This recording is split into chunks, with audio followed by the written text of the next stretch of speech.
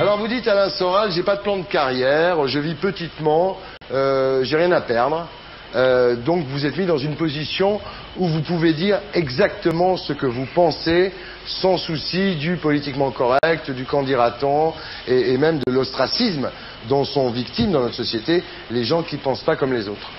Oui, en fait je fais de la sociologie sans être fonctionnaire, donc j'ai pas à obéir à l'État. Ouais. Et ce qui veut pas dire que j'ai envie de dire n'importe quoi, mais j'essaye de dire ce que les autres ne peuvent pas dire parce que comme ils me disent en privé, ça coûte trop cher, quoi. Oui. C'est un abécédaire, hein, donc on va prendre des mots comme ça. Alors sur l'avortement, par exemple, vous dites il y a en France 210 000 avortements par an pour 720 000 naissances, ce qui fait quand même 30% de fœtus à la poubelle.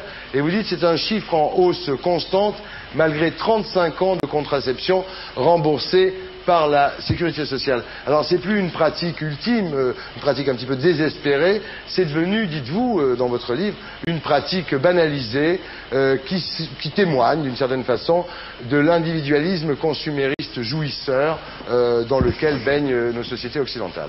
C'est plutôt l'enfant, c'est mon choix. Ouais. Tiens, la pilule, ça me fait grossir, j'ai pas pris, je suis sorti samedi, je suis oh, bon, allez hop.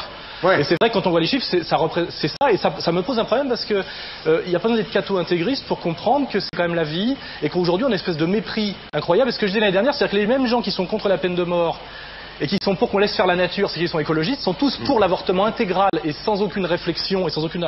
Et moi, je pense qu'il y a un déclin quelque part de civilisation quand on a aussi peu de respect pour la vie et qu'on pense que ce n'est. Surtout, moi, je me fais insulter quand je dis ça. On dit, je ne pense pas qu'on peut traiter cette question d'un revers de la main. Heureusement que moi, à l'époque.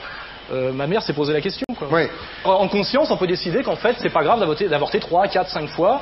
Mais moi, je trouve qu'il n'est pas normal qu'on dise que ce n'est pas grave. On peut faire ce choix, mais il faut l'assumer. Et pour moi, c'est un choix qui est grave. Or, ce que je n'aime pas, c'est qu'on le traite de manière complètement. Ce que vous voulez dire d'une certaine façon, c'est qu'on est revenu à l'époque des Romains, disons, de la Rome antique, quand on jetait les enfants non désirés à la poubelle. Le tourniquet, le désir est déraisonnable par essence. C'est vrai que les personnes ont été des responsabilités un petit peu. Les choses deviennent faciles. Et quand c'est les femmes qui se débrouillent.